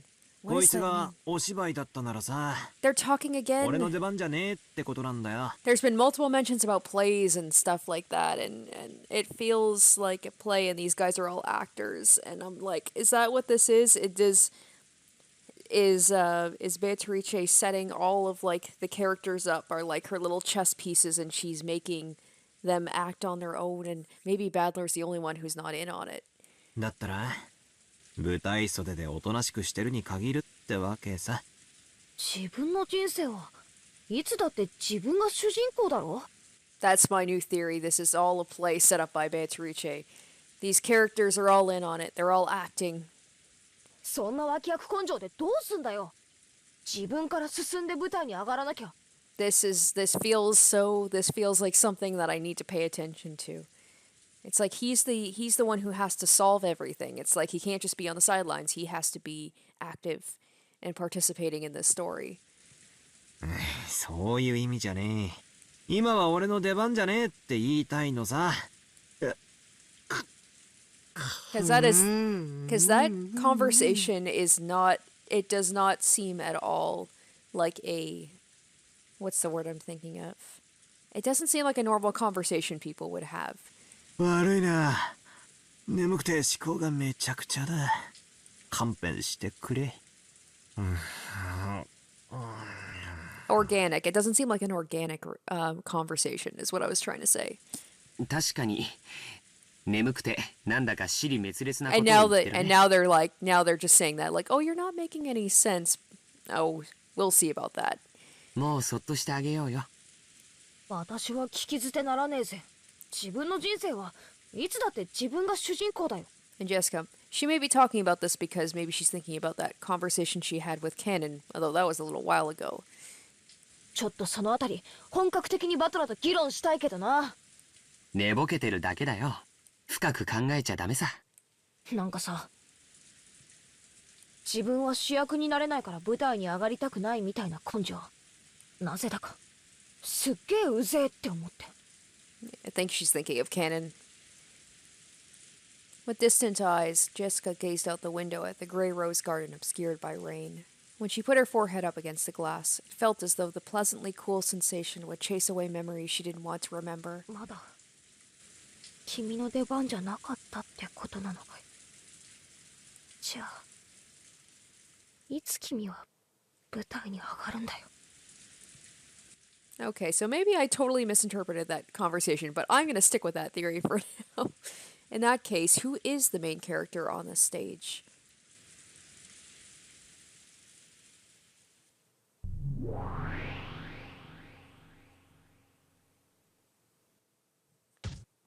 Mo yaritai hodai ja ne ka yo.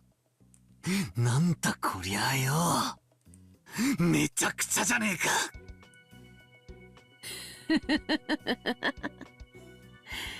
そなたがわらわを否定する根拠とする18人だの19人だのという理論が実に滑稽だったのでな。I feel like she's speaking directly at me. 指し手を変えてみたまでよ。そなたがわらわを否定する最大の根拠は単にわらわが駒としてゲーム版に並ばなかったからというだけのこと。So each chapter, she's going to, like, Battler's going to have a new theory, and she's going to be like, all right, I'm going to disprove that theory. ならばこうしてクイーンを先に指せばいいだけの話ではないか。初手にてクイーンに道を開けるはチェスの王道ではないか。ふざけやがって。こんなの認められるわけねえじゃねえかよ。魔女が歩いて玄関からやってきただと。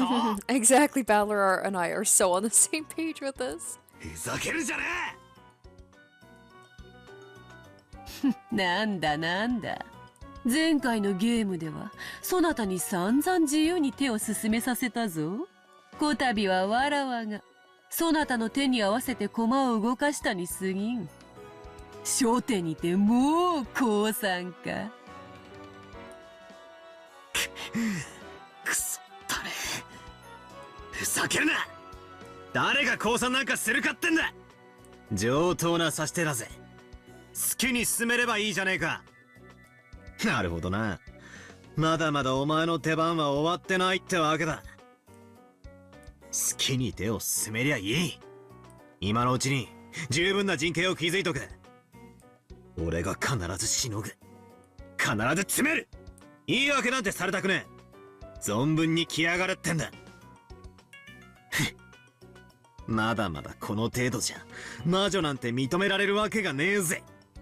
そうさ。さっきマリアのお菓子を魔法で直したように見えたが、実は同じお菓子をもう一つ懐に忍ばせていて、芝居がかった方法ですり替えて、あたかも魔法で直したみたいに見せただけかもしれない。ああ、そうさ、そうに決まってる。ダメだぜ。全然ダメだぜ。ほほう。ローザは菓子が蝶に散る瞬間を見たぞ。知らねえよ。そんなのは幻覚か手品か。さもなきゃ見間違いだろ。大した問題じゃねえ。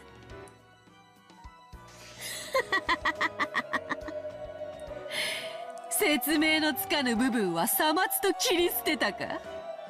なるほど、それがそなたの受け手であるな。墓穴を掘ったぞ、後ろ宮バトラー。I love the way she says his name. She just like spits it out. お前の手番はまだ先だぞ。もうしばらくわらわの手番を進めさせてもらう。まだまだこれからだぞ、魔女の手番は。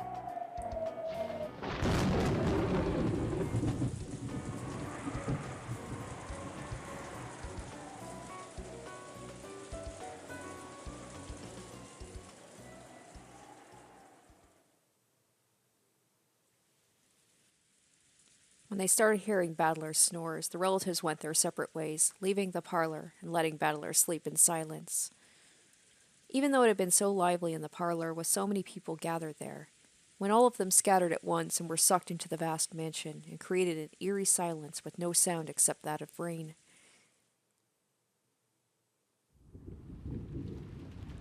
If we go based on that, you know, like if they're watching from this other plane, it really does feel like Beatrice might actually be moving.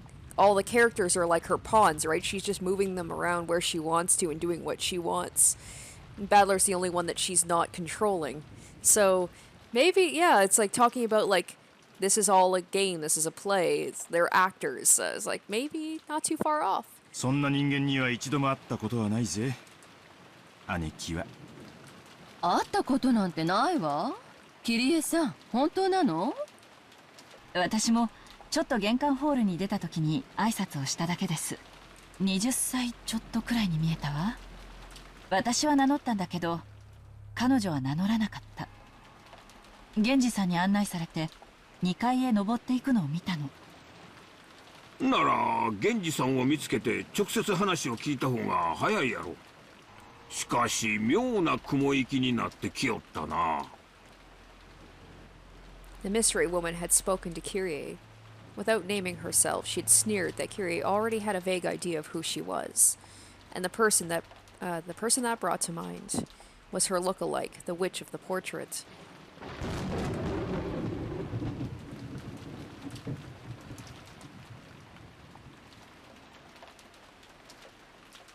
そいつは自分が肖像画の魔女様だとそう言いたいってのかよ。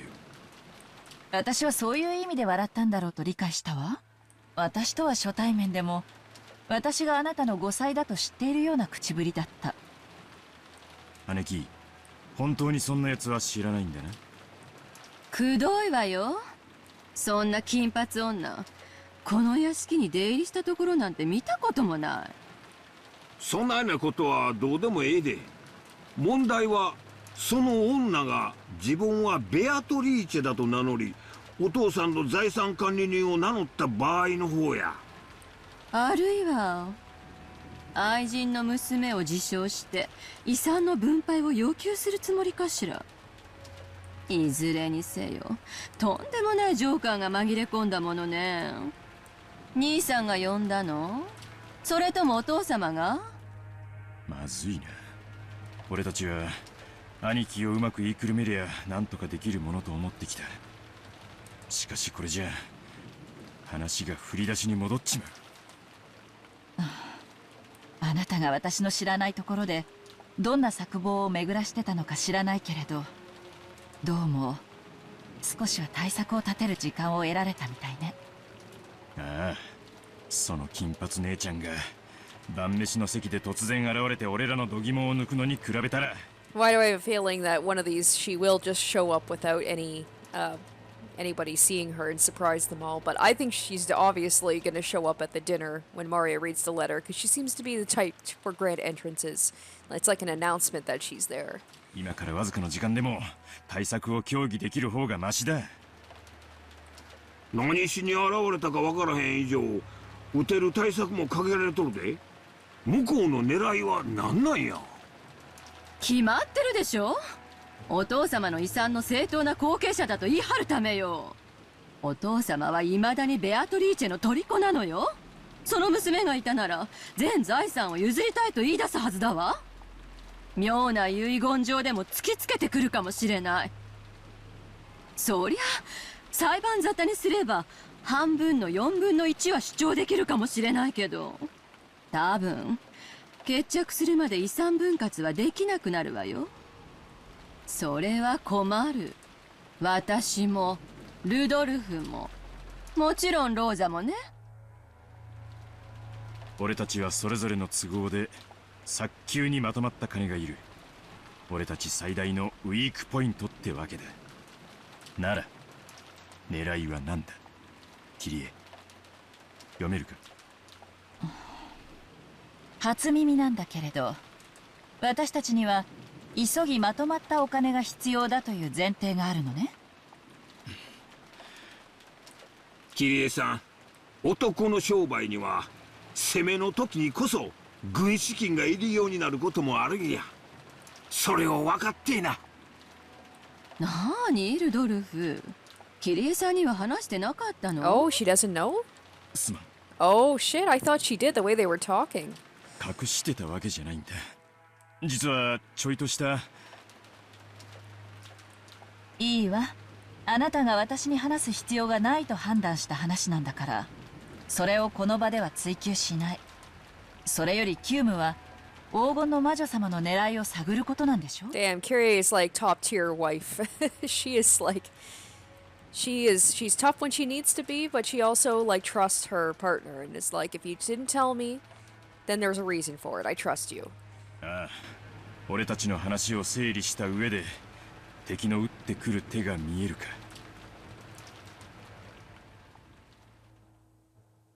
Rudolph had a certain measure of trust in Kyrie's unique thinking technique, chessboard thinking. Of course, it didn't give him any more peace of mind than fortune-telling. But every time Rudolph was concocting some important strategy, he would give a great deal of thought to Kyrie's advice, and he trusts her opinion. It's a good relationship they have. I'm like so curious, like, what is Kyrie's job? What does she do? She just seems so smart and conniving. For a while, Kyrie pressed her finger against her forehead, considering. 今日の今日まで彼女が訪れることが伏せられていた以上、 Like, she's dressed so professionally. She looks like she's like a detective or a lawyer or something. 彼女は私たちに何らかのサプライズを与える目的があった。それが財産なのか、親族としての認知なのかは分かりかねるわ。でも今日の今日まで訪れることを伏せていたということは、事前に知らせることで対応を打たれたくなかったと言えるかもしれない。ということは、彼女の目的は対応を打たれると不利になるものらしい。わかる？なるほどな。例えば親父が以前に書かせた遺言状そのものだとか、血縁の認知とそれを証明できるものだとか、そういうものを持ってきたと仮定して、それが揺るぎないもので盤石な証拠だというなら、むしろそれは予告するはずだろうよ。そうね。むしろ疑う立場にある私たちに弁護士でも鑑定士でも連れてこさせて、グーの音も出ないくらいに事実を突きつけるべきなのよ。それができるならね。つまり奇襲狙いという時点で敵は真正面からの正攻法では勝てんちゅうことを意味するわけやな。道理や絶対勝てる切り札は堂々と切るに限るで。回りくどい切り方はむしろ切り札を曇らせるもんや。結論から言うと、皆さんがご就寝の遺産問題に直接もしくは間接的に絡む相当のサプライズが突きつけられると予想されるわね。おそらく向こうはそのインパクトだけでこちらを圧倒できるつもりでいる。しかしその何かは相当のインパクトを伴いながらも絶対ではない。つまりそこがこちらのつけ込む余地というわけね。あんたはほんま頭の切れるお人や。これだけでも分かればだいぶ心強いで。And then it's just going to be something completely what they were not expecting. つまり相手のペースに飲み込まれるなっちゅうことやな。結局のところ非常にシンプルな結論よ。相手が何を切り出そうとも焦らず冷静に対応する。交渉術の初歩の初歩じゃない。これじゃあ相手の思考を読めたとはとても言えないわ。いいや、相変わらずなかなかのもんだぜ。こちらに攻める余地があると分かれば余裕も変わってくるってもんだ。I'm curious. Hold on. I'm gonna check the character profiles and see if there's any new information. I'm like, what is her deal?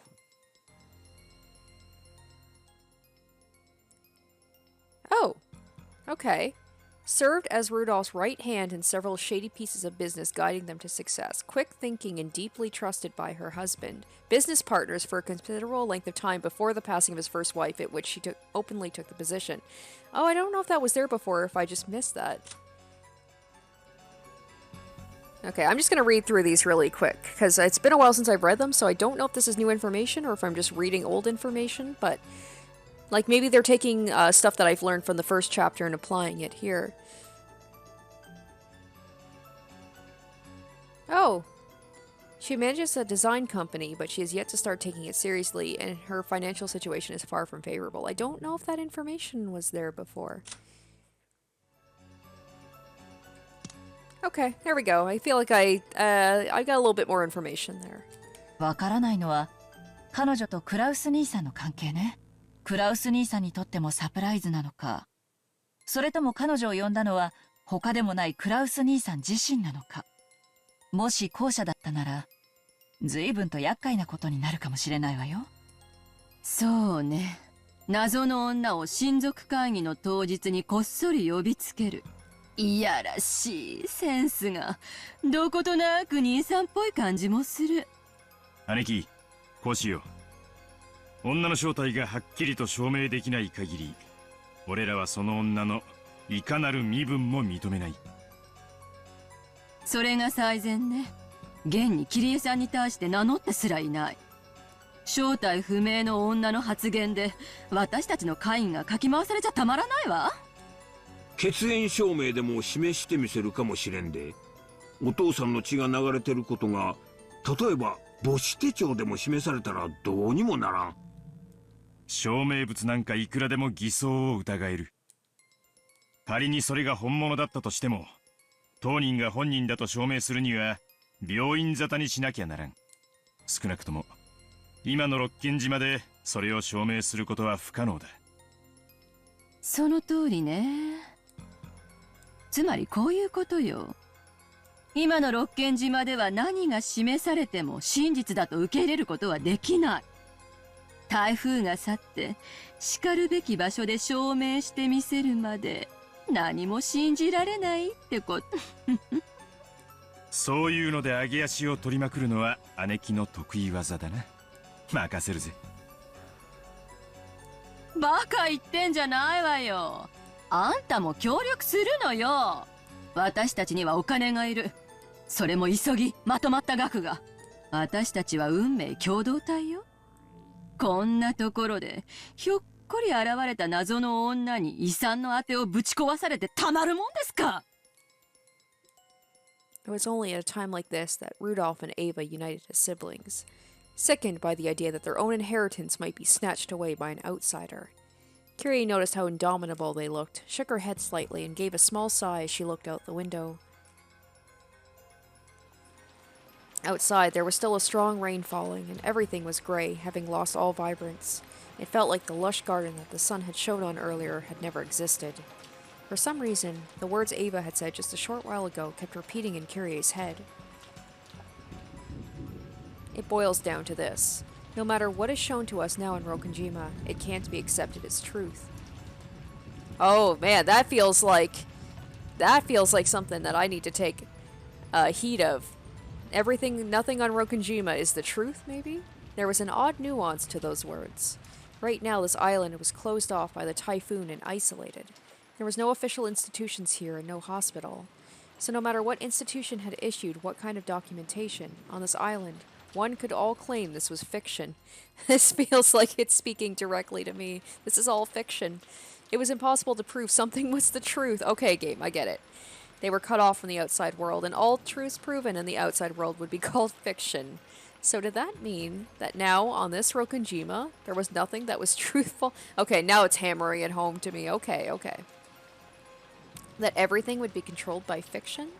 It almost gave the illusion that separate from the human world made from truth was another world called fiction in which they had been shut away.